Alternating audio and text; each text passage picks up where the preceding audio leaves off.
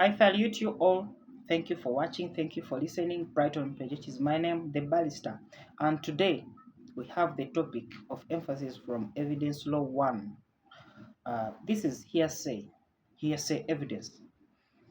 Section 59 and Section 58 of Evidence Act uh, provides what we call the hearsay evidence. Now, when you to get or understand evidence of hearsay hearsay evidence, by definition, uh, hearsay evidence, this is a statement made by someone not present in court. So, someone who is introducing or establishing the statement is not in court. So, in simple meaning or in a simple way, the person who is introducing or establishing the statements is not the real owner of the statements.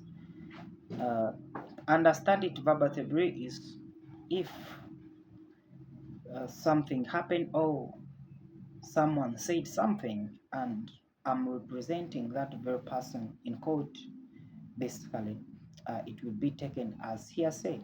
If I'm saying statements that were said or written by someone else who is not present at that particular time, now that is what we call hearsay evidence. Now, in the case of Sparks versus Ara, uh, the child who was defiled.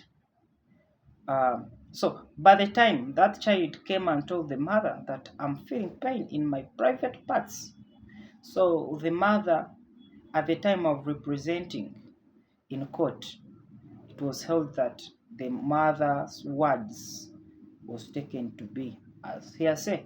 Now, the general rule is hearsay is not inadmissible.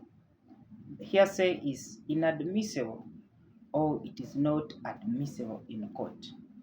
But you have to understand that where there is an exemption, there is also, where there is a general rule, there is also what we call an exception that you have to put in mind.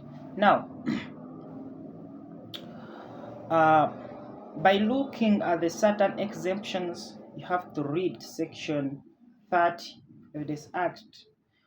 When you look at section 30 cross 1, statements written or verbal of relevant facts made by a person who is dead or who cannot be found or who has become incapable of giving that exact evidence. Now, by explaining section 30, they are trying to mean that where you find a person who is likely to give that evidence is far,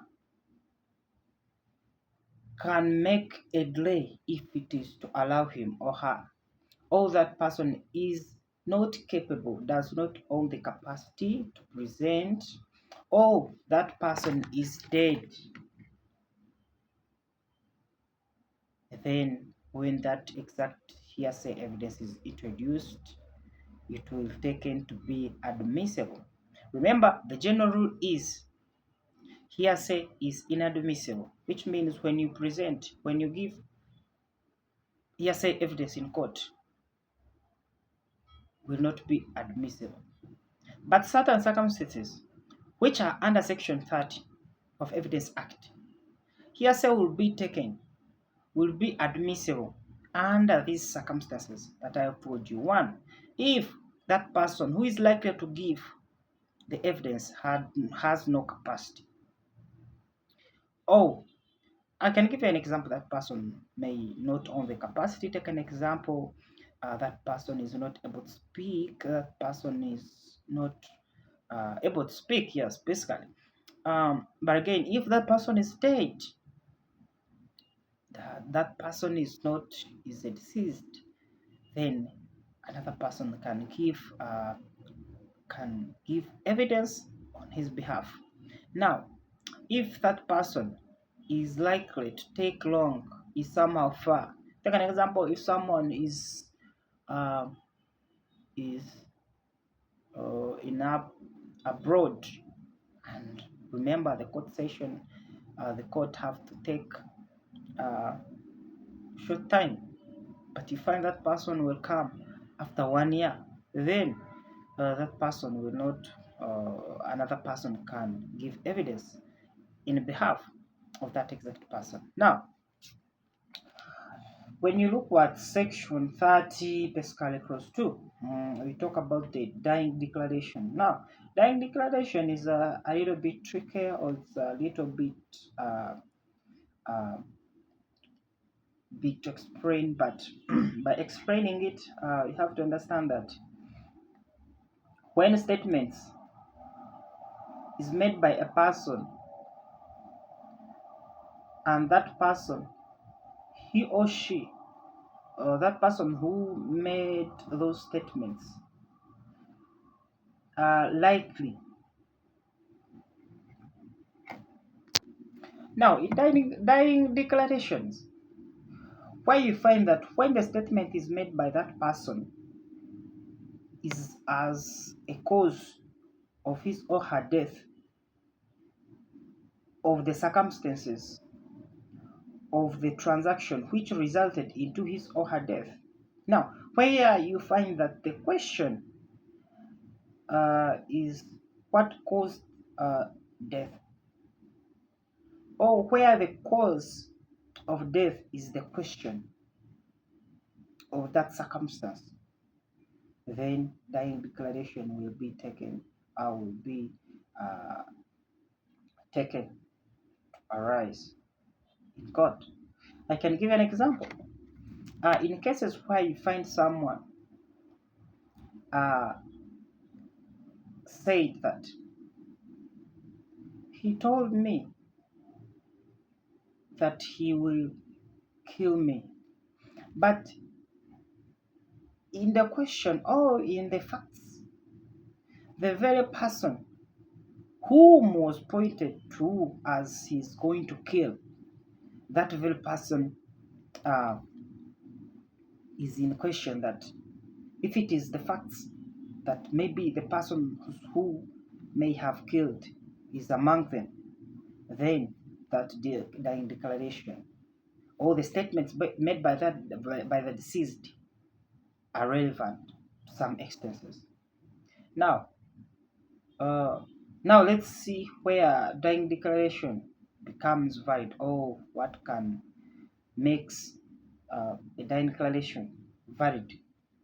Now, if the person who makes it were to be able to present it in court, as I've said, if something happened, he talked about it, and something happened, now he's no longer is dead.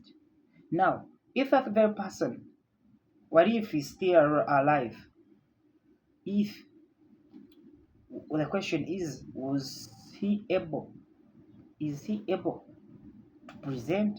If the answer is yes, then that will taken to be the statement will stand. Now, the maker must have died. Where there is a dying declaration, then the maker must have died. There is no way someone is presenting is presenting a dying declaration where the owner is still alive. So the maker must have died. The statement made should be complete. Now, where someone made statements, they should be complete, or they should be meaningful, explain, not just a mere word, or just for just. They must be complete. They must mean, must reason, must hold a both of what stand, must hold some weight. When you see the case of W versus R, WAUGH versus R, so it explains it better. Now, section 30B, statements made in course of businesses. Now, when you see statements made in the course of businesses, these statements uh, may be present in court without even the owner or the person who wrote or who signed them. I can give an example to explain this. When you find that uh, we we had a deal, or we were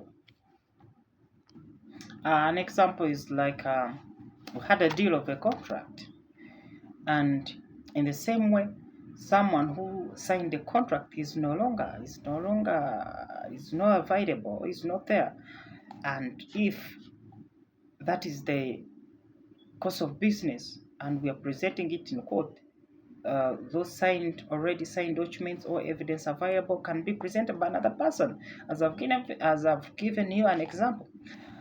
Section 30C, for it explain statement made against pecuniary or primary interests of the maker. Here you have to understand that where the interests are primarily in favor of the person who made them, even if he's not around, then those documents or those evidence may be presented in court. An example is a will. Yeah, that is a good example. A will. If a will, we all know that a will, the maker many times is deceased. He made the will. Now the will is under is in powers of the executor.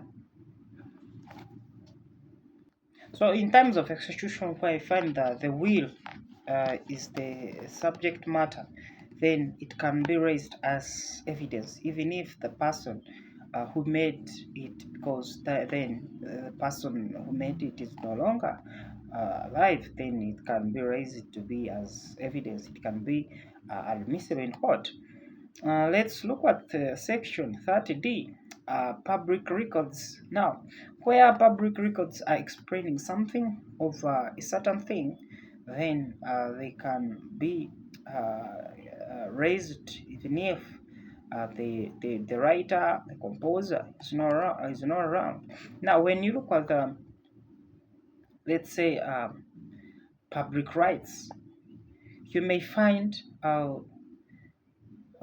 yes, if I'm in court and you find that I have to defend the rights of certain people, over other, over the public, or in the public interest, the public rights, then there no need to the owner. Even if the owner is not around, then I can raise it in court. I can present in court as even if that person is not there. When you look at the case of Ndoro versus R, it will explain it very, very, very good. Another examples or exceptions or exemptions to the general rule is confessions, admissions, but again, you have to understand there is also what we call res gestae. So for that matter, therefore, allow me to stop here.